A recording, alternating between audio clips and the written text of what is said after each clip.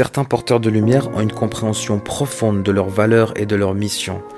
Ce sont parmi les âmes les plus belles que tu peux rencontrer, généreux, aimants, prêts à donner sans compter. Mais en fait, cette lumière, elle s'accompagne d'une dualité puissante, qui peut être parfois incomprise. Il faut jamais prendre leur bienveillance pour de la faiblesse parce que tu ne pourrais ne pas les reconnaître. Et là, je te parle d'un certain type de porteurs de lumière qui ont des missions globales, qu'on appelle aussi des élus. Si tu oses franchir cette limite, et ils sont patients, ils peuvent te laisser. Tu pourras croire que tu les contrôles, tu pourras croire que tu les manipules. Ils te laisseront avancer dans ton propre piège, tu tomberas.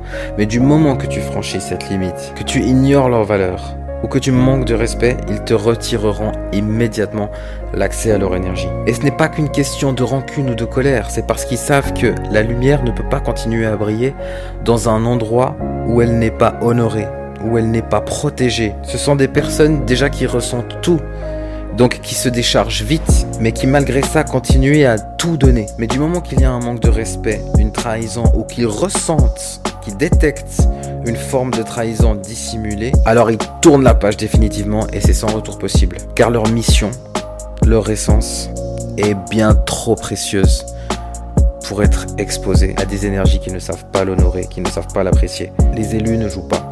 Respecte-les ou perds-les.